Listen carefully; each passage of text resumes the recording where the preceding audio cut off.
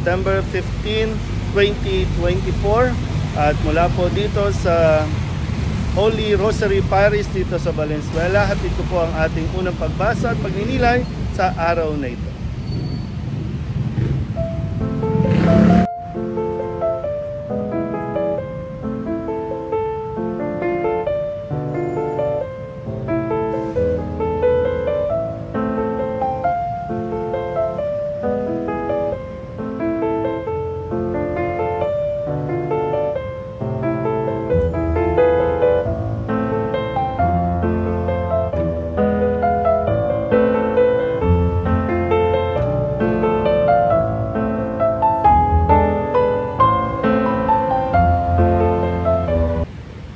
Ang ating pong unang pagbasa at pagninilay sa araw na ito ay hinango mula sa aklat ni Propeta Isaías chapter 50 verses 5 to 9.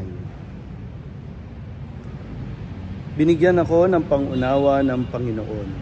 Hindi ako naghimagsik ni tumalikod sa Kanya. Hindi ako tumutol nang bugbugin nila ako. Hindi ako kumibo nang ako'y kanilang insultuhin. Pinabayaan ko silang bunutin ang buhok ko't balbas. Gayon din ang lorhan nila ako sa mukha. Ang mga pagdustang ginawa nila ay di ko pinansin.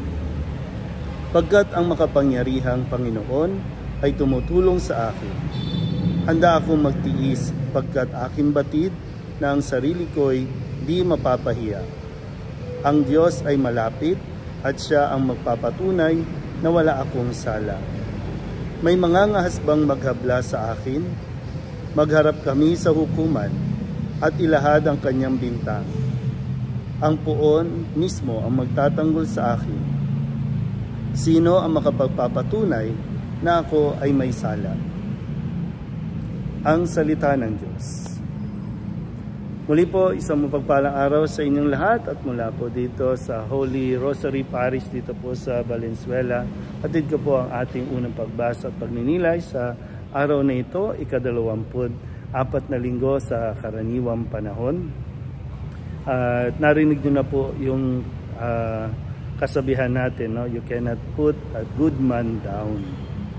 Siyempre ito po ay talagang naranasan, no, ni Propeta Isaías sa ating pong unang pagbasa ngayon na marami yung tumututol sa kanya, marami yung nagke-question sa kanya, marami yung nagdududa sa kanya kung siya nga ba talaga ang propeta ng Panginoon. At nakailang beses na rin niyang pinatunayan nito na siya ang hinirang na maging propeta nung kapanahunan niya. Pero sadyang marami pa rin yung naninira, marami pa rin yung nais siyang patayin, nais siyang pabagsakin. Pero gaya nga po ng nasabi ko sa unang bahagi, no, you cannot put a good man down. Kaya mahalaga po talaga, no, kumbaga basic foundation na kilala natin ang ating mga sarili. At dahil dito, no, dito nakakasalalay o dito nakadepende kung gaano tayo magiging malakas, kung gaano tayo magiging mahina sa mga mararanasan nating mga rejection, mararanasan nating mga pagdududa sa ating mga pagkatao, sa ating mga kakayahan. Kaya alamin natin, no, at sikapin din natin na magkaroon tayo ng self-confidence, yung pagkilala, malalim na pagkilala sa ating pagkatao. Basic po yun, no? Foundation yun ng ating identity.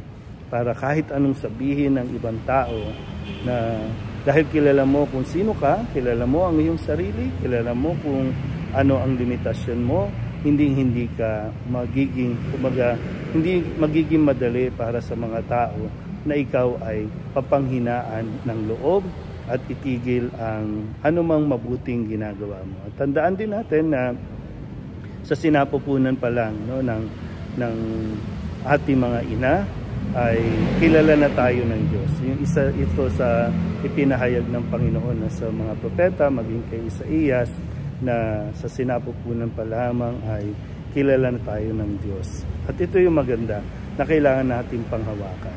Hindi man tayo lubusang kilala ng mga tao, tumingala ka lang, mayroong Diyos na nakakilala sa iyo, mabuti ka, may mabuti kang magagawa.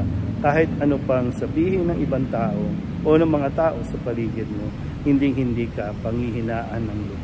Kaya nawa, patuloy natin na tuklasin din kung ano tayo at sino tayo at kung ano ang dahilan ng Diyos kung bakit tayo nilikha, kung bakit tayo pinanganak sa mundong ito. Muli po, isang mapagpalang araw sa inyo.